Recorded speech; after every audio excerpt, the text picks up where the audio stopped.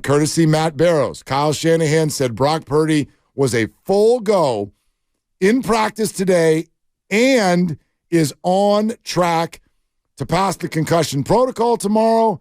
And if he does, he will start. Okay. That is courtesy of Matt Barrows through Kyle Shanahan.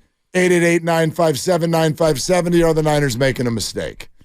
Well, we'll find out. I mean, you can't possibly know up front if they're making a mistake or not. If he clears the protocol, then he plays.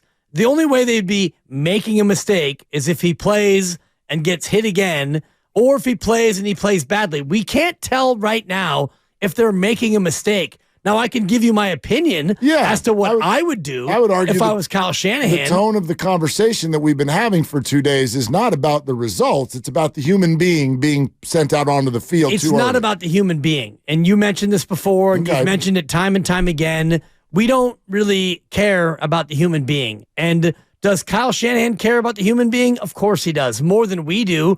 If I had Brock on my fantasy team and he was really critical for me in a Week 8 matchup, then yes, I would want him to play. And that's not me caring about the human being. So are they making a mistake? I don't think we can know now. You can ask me my opinion on what I would do. And if I was Kyle Shanahan and I had actual evidence as to how bad the concussion was and how good he is, I could make a more founded opinion. But for me, a guy who played Monday and got concussed late in the game and is going to turn around and play on Sunday 5.5 days later, I would not do that. Okay, so again, maybe the question needs to be rephrased, because to me what you said is you feel Kyle Shanahan's making a mistake. I'm not pinning anybody to the results of this. In other words, he could get through the game totally unscathed, throw 4 touchdown passes, Niners win by 14. That doesn't change the fact that you can say, I wouldn't have done that. And even if it works out, it's kind of like jumping off of a bridge. Well, you might not hit a rock when you land in the water. Sure. That doesn't mean it's not a mistake. It's a stupid risk-reward play to jump off of a bridge. I would tell my kids that. It depends on what bridge and what waterway. I guess, but as a guy who's bungee jumped in New Zealand, and you had a bungee. You do, but bungee cords have broken. Well, sure. And so you look at the risk reward, and you're bungee jumping into a river off a 160-foot high bridge in Kawaru, and it's a little bit of a risk reward. How was that? Insane. Like insane good, bad, or both? Insane, good. There's no bad. The only bad was the part where I had to get over my fear. Once you dive off and you go head first. Yeah. So you're plunging down and you're looking at this river. It sounds terrifying to me. The most fascinating thing, Mark, is right at that moment where your brain registers you're going to die. You're going. In that moment where it's like, that's where you feel the cord go boom. It's wild. I would never be able to do it. I can't believe I did it. I couldn't do it. I can't believe I did it. It was 2009. Damn, homie. Yeah. I also could never play an NFL football game, though. And this is part of it. Right. I do think that these people are all cut from a certain cloth. I bet, this is just me now, and you can all throw this in or out of the conversation.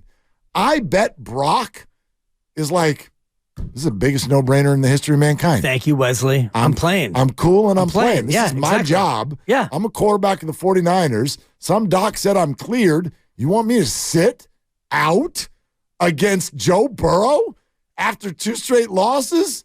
He thinks you're nuts. You know what he's saying to Kyle? That's going to be a no from me, dog. And I love him if he's got the moxie to call his boss dog. Totally. You know? That's enough for me, dog. Thank you. That's actual audio from Brock today. Does that matter to anybody? And I know the thing that people do. We got to protect these players from themselves. And they're, to a degree in pro sports, yes, that can be true. But does that matter to anybody? If you think that Brock cleared shouldn't play, just for an example and for conversation's sake, Brock thinks you're nuts. Brock thinks you're nuts. Sure. If you think he shouldn't play. Right. And I appreciate that. Just for giggles. I'm not the head coach, and I'm not making this call. Mm-hmm. And I'm going to put this on the record now at 2:19 on a Friday. and we're about 47 hours away from kick. If Brock Purdy gets hit in the head and he misses multiple games, I know they're going into a bye, so he does have that 1 week buffer, but I'm not going to sit here and say, I told you so, but I don't know what the more medically sensitive version of I told you so is, but I'll say this. If I was in that spot, I would think twice or I would think thrice about playing Brock Purdy, knowing what I know about the chance for his concussion to happen again and for him to be out for longer. I would err on the side of caution if I were Kyle, knowing that I had the absolute QB whisperer behind him, a guy that I went out of my way to anoint, and you hate that word, anoint as QB2. I don't hate that word at all. Thank you very much. Oh, good, Lucas. Well, now it's That's my fault. It's in the middle. I can reach it. I got one of them. Lucas, take the rest of the day off. Yeah. Actually, maybe we will too. All right. I now have. Go on. Now I have. This is like my uniform. For those of you who have no idea what just happened, that'd be akin to a player running out onto the field without his helmet. I needed my helmet. Now, Thurman Thomas. Now I've got my helmet. We're ready to go. In the Super Bowl. Listen, I get it. Man, we should call Brock's mom or dad. That's who, has the opinion. If this were my kid, I'd be like, no. But I probably would have said that when he went to Iowa State to play. They're not playing football. Are you a crazy person? Are you kids playing football? Jude plays flag. He's 9. Right. Abe does not have, he's got his dad's sort of like. He's like Harold Carmichael. 6'4", $117. Totally. I got one of those, by the way. That guy, if he stubs his toe, he's out for 14 days. Okay. So, like, that, he is not, and that's how I would have been. I'm not going out there and letting you hit me. Are you nuts? Little man's a 5th grader. Little man is 4th grader. My fault. He's trending toward being Wes Welker. He could play. Yes, he could play. What happens in 5 years when he's like, Dad, you know what? I want to play in the slot from my local high school. We'll talk about it. Okay. And we'll think about it. And it's a tough one because he's got hands. He can run routes. Yep. He's got a little wiggle. He can play. He can play. But I've only seen videos, but he could probably also play something else too. Sure. And so I don't know. Like I'm not swearing off football here. I get it. But I do think if you're a parent, this would scare the hell out of you. No doubt. And so I understand all the human angles of this. When I look at a situation like this, and it's similar where our conversation started yesterday, I just like to poke around to find where's the line. Because some people, and not so much you, a lot of people, though, came in very high and mighty on this issue. Oh, my gosh, you're an awful human being if you think Brock should play. And I find it hypocritical because we don't have any problem with all the other concussed players who cleared protocol and played. You sat down with popcorn and rooted for them. But now, because it's a quarterback of the 49ers and we're here on sports radio, now we're going to go high and mighty and be like, this is gross. He's had a brain and a life, and people who love him, how dare you put him out there? The NFL, do you accept protocol or not? If he clears protocol, he wants to play, and the Niners want to win, and that's how this works.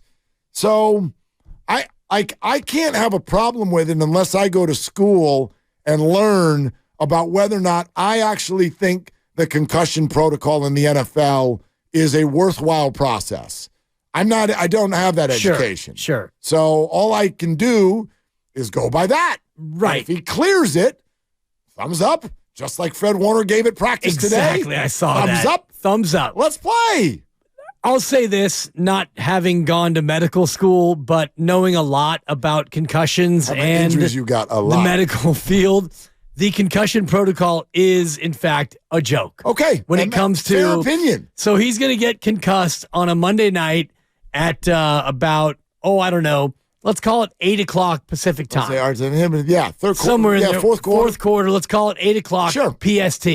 And now you're going to turn around and Tuesday, Wednesday, Thursday, Friday, 3.5 days later, or 3 days and 18 hours later, and now he's out there full go, and he'll be cleared tomorrow, 4 days later, and we're going to put you back out there in a sport where you are more likely to get hit on the helmet than any other sport this side of rugby, and that's okay.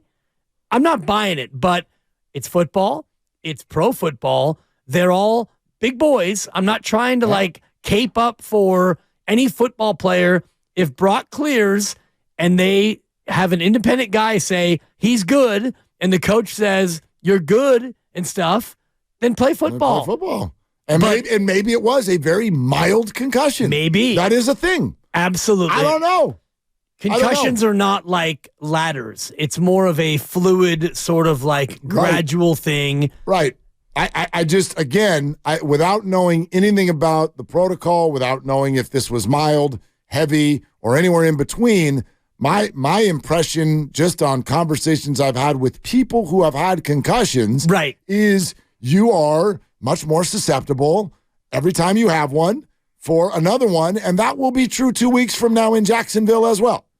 I understand where you're coming from on the 5 days thing versus 15 days or whatever the hell that is. I get it, but I also look at this as a risk-reward play every single time of course. They put their pants on. Yeah, and the other small piece of this, and I don't know his history, but how many concussions has he had before this? If this is his first. I don't know. If this is his first career concussion, then he's more likely to rebound quickly than if this is concussion number 3, 5, 7, 9, whatever it is. Because, you're the first concussion you get, I think you're more likely, and again, I never went to medical school. I would have if I didn't have a 2.4 in high school and a 13-year college career.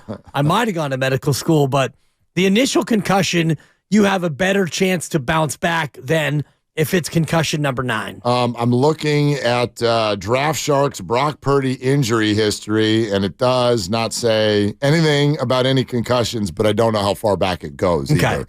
You know what I mean? Well, my first concussion was when I was 4, so nice. That probably wouldn't show up on the medical. That's the most Dan Dibley thing I've ever heard. Shout out Chris Fulton. He hit me with a bat in the head. I told that story. Yes. Yeah. Yes. Night. I think I had surgery already by the time I was 4. Yeah. Hernia. What are you going to do? Toddler hernia? Yeah. It was special. Brutal, dude. I've had both. One toddler, one adult. 2 hernias. Inside. Sorry, we'll Granny. stop it there.